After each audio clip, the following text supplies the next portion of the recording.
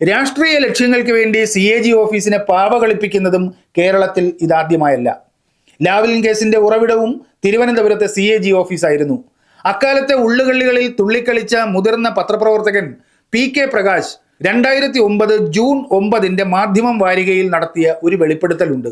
തോറ്റത് കേരളം തന്നെയാണ് എന്ന തലക്കെട്ടിലെ ലേഖനത്തിൽ ഇതായിരുന്നു ആ വെളിപ്പെടുത്തൽ. അന്തരിച്ച മുൻ മന്ത്രി ബേബി ജോണിന്റെ ബന്ധുവായ അക്കൗണ്ടന്റ് ജനറലിനെ ഉപയോഗിച്ചാണ് ലാവ്ലിൻ കേസിൽ പിണറായി വിജയനെ പ്രതിസ്ഥാനത്ത് നിർത്തുന്ന റിപ്പോർട്ട് ഉണ്ടാക്കിയത്. അന്ന് നടന്നത് ഇങ്ങനെയാണ്. വസ്തുതയുമായി പുലബന്ധമില്ലാത്ത നിഗമനങ്ങൾ എഴുതി ചേർത്ത് ഒരു കരട് റിപ്പോർട്ട് ഉണ്ടാക്കി. എന്നിട്ടത് ചോർത്തി വിവാദമുണ്ടാക്കി. അന്തിമ റിപ്പോർട്ട് വന്നപ്പോൾ വിവാദ പരാമർശങ്ങളെല്ലാം ആവിയായി പോയിരുന്നു. UDFന്റെയും മാധ്യമങ്ങളുടെയും വിശപ്പും തീർന്നു, CAGയുടെ കടിയും മാറി. PPE കിറ്റിന്റെ കാര്യത്തിലും ഓഡിറ്റ് റിപ്പോർട്ടിനെ ഇതുപോലൊരു അധമമായ രാഷ്ട്രീയ കളിക്ക് ആയുധമാക്കുകയാണ് CAG. PPE കിറ്റ് വാങ്ങിയതിൽ 10 കോടിയുടെ അധിക ചെലവ് വന്നു എന്നാണ് CAG നിരീക്ഷണം. ഓഫർ ചെയ്ത തുകയുടെ 300% അധികം കൊടുത്താണത്രേ കിറ്റ് വാങ്ങിയത്. ഈ കണക്ക് എങ്ങനെ അസംബന്ധമാകുന്നു എന്ന് നോക്കാം. നാം ആകെ വാങ്ങിയത് 2,56,000 PPE കിറ്റുകൾ. അതിൽ 1,40,000 വാങ്ങിയത് 800 രൂപ നിരക്കിൽ, 60,000 വാങ്ങിയത് 830 രൂപ നിരക്കിൽ. ആകെ പർച്ചേസിന്റെ 78% വാങ്ങിയത് എത്രയ്ക്കാ? ശരാശരി 815 രൂപ നിരക്കിൽ. 1,550 രൂപയ്ക്ക് വാങ്ങിയത് ആകെ 30,000 കിറ്റുകളാണ്. ആകെ വാങ്ങിയതിന്റെ വെറും 11%. മാർക്കറ്റിൽ PPE കിറ്റിന്റെ വൻ ദൗർലഭ്യമുള്ള സമയത്ത് ആകെ വാങ്ങിയതിന്റെ വെറും 11% മാത്രമാണ് ഉയർന്ന വിലയ്ക്ക് വാങ്ങിയത്. ഈ വെറും 11% പർച്ചേസിന്റെ തുകയെയാണ് 545 രൂപയുടെ ഓഫറുമായി താരതമ്യം ചെയ്ത് മൊത്തം പർച്ചേസും 300% അധിക തുകയ്ക്കാണെന്ന് CAG എഴുതി പിടിപ്പിച്ചിരിക്കുന്നത്. നാം ആകെ വാങ്ങിയത് 2,56,000 PPE കിറ്റുകൾ. അതിനാകെ ചിലവിട്ടത് 24,18,60,000 രൂപ. ഒരു കിറ്റിന്റെ ശരാശരി വില 945 രൂപ.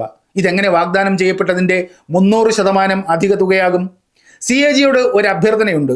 കൊള്ളാവുന്ന കണക്ക് സാറന്മാരുടെ കയ്യിലൊന്നും ചെന്ന് പെടരുത്. ഈ അസംബന്ധം എഴുതി പിടിപ്പിച്ചതിന് അവർ സാറിന്റെ ചന്തി അടിച്ചു പൊട്ടിക്കും. കർണാടകവും ഈ സമയത്താണ് PPE കിറ്റ് വാങ്ങാൻ ഇറങ്ങിയത്. നാം 15,000 കിറ്റുകൾ 1,550 രൂപയ്ക്ക് ഓർഡർ കൊടുത്ത അതേ സമയത്ത് 2020 മാർച്ച് 14 അവർ ഓർഡർ നൽകിയത് പ്ലാസ്റ്റി സർജ് ഇൻഡസ്ട്രീസ് എന്ന കമ്പനിക്ക് 330 രൂപ നിരക്കിൽ 1.5 ലക്ഷം PPE കിറ്റുകൾക്ക്. എന്നിട്ട് എന്ത് ചെയ്തെന്നോ? ഇതേ ഓർഡർ മാർച്ച് 27 അവർ പുതുക്കി. എത്രയെന്നോ? കിറ്റ് ഒന്നിന് 725 രൂപ. അതായത് ഓർഡർ ചെയ്ത് 13 ദിവസം കഴിഞ്ഞപ്പോൾ തുക ഇരട്ടിയിലധികമാക്കി അതേ കമ്പനിക്ക് ഓർഡർ പുതുക്കി കൊടുത്തു. എന്നിട്ടോ ഇങ്ങനെ വാങ്ങിയത് ഗുണനിലവാരമില്ലാത്ത കിറ്റുകൾ മൊത്തം ഉപയോഗശൂന്യമായി പോയി. അപ്പോൾ നാം ഇവിടെ ആ സമയത്ത് 545 രൂപയുടെ കിറ്റ് വാങ്ങിയിരുന്നെങ്കിൽ എന്ത് സംഭവിക്കുമായിരുന്നു? ഊഹിക്കാവുന്നതേ ഉള്ളൂ. ഭാഗ്യവശാൽ ശാസ്ത്രീയമായി ചിന്തിക്കുകയും ധീരമായി തീരുമാനമെടുക്കുകയും ചെയ്യുന്ന ഒരു ഭരണ സംവിധാനമായിരുന്നു കേരളത്തിന്റെ കോവിഡ് പ്രതിരോധം നയിച്ചത്. അതിന്റെ മെച്ചം നമുക്ക് കിട്ടി.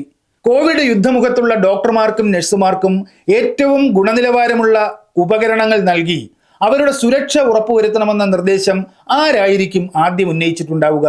സ്വാഭാവികമായും ആ മേഖലയിൽ ജോലി ചെയ്യുന്നവരായിരിക്കും. ഗുണനിലവാരമുള്ള ഉപകരണങ്ങളെക്കുറിച്ചും അവയുടെ സ്പെസിഫിക്കേഷനെ കുറിച്ചുമൊക്കെ ആ മേഖലയിൽ നിൽക്കുന്നവർക്കാണല്ലോ അറിവുണ്ടാവുക. അങ്ങനെ ഒരു നിർദ്ദേശം ഉയർന്നപ്പോൾ തന്നെ സർക്കാരിലെ ബന്ധപ്പെട്ടവർ അക്കാര്യം അംഗീകരിച്ചു. ശാസ്ത്രീയമായി ചിന്തിക്കുന്നവർക്ക് അങ്ങനെ ചെയ്യാനേ കഴിയൂ. LDF മന്ത്രിമാർക്ക് അക്കാര്യത്തിൽ രണ്ടാമതൊന്ന് ആലോചിക്കേണ്ട കാര്യമില്ല. ഇത് പക്ഷേ CAG ഓഫീസിലിരുന്ന് യാന്ത്രികമായി കണക്കെഴുതുന്ന രാഷ്ട്രീയ അടിമകളുടെ തലച്ചോറിന് വഴങ്ങുന്ന യുക്തിയല്ല. മനുഷ്യജീവന്റെയും അതിന് പ്രാധാന്യം നൽകുന്ന രാഷ്ട്രീയ ഇച്ഛാശക്തിയുടെയും ശാസ്ത്രബോധത്തിന്റെയും മൂല്യം കാൽക്കുലേറ്ററും എക്സൽ ഷീറ്റും ഉപയോഗിച്ച് കണ്ടുപിടിക്കാൻ കഴിയില്ല.